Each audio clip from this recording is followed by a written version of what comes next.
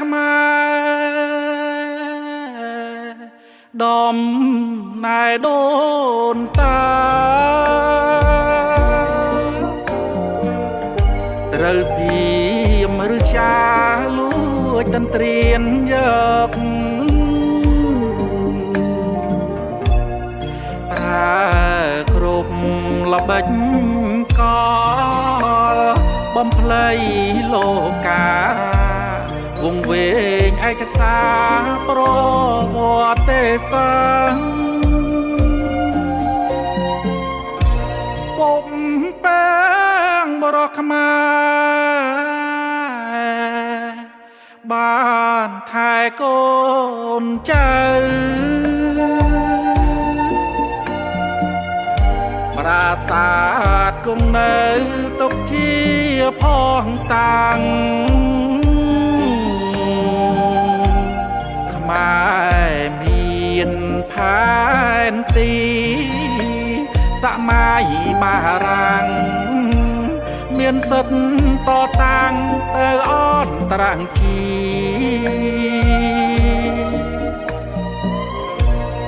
ថ្ងៃទី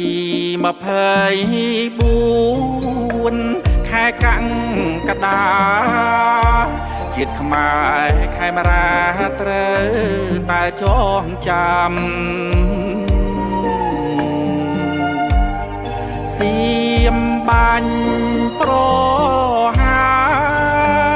យោធាខ្មែរមុនឈឺចិត្តពេកពុនប្រាសិទ្ធបាញ់តបចោចិត្តរជា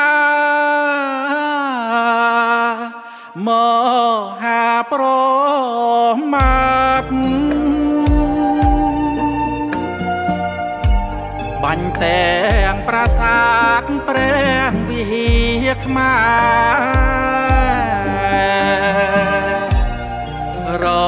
ងការខូចខាតប្រាសាទដូនតាសូមត្រូវបណ្ដាសាតបសៀមវិនាង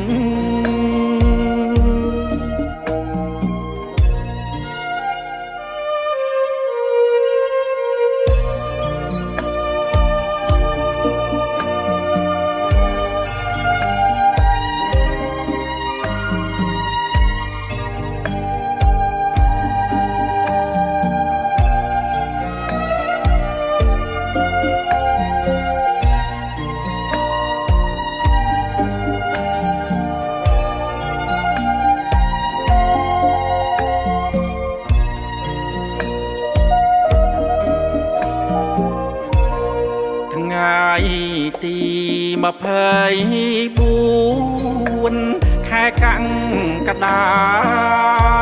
ជាតិខ្មែរខេមរាត្រូវតែចងចាំសៀមបាញ់ប្រហាយោធាខ្មែរមុនឈឺចិត្តពេកពុនប្រាសិទ្ធបាញ់តប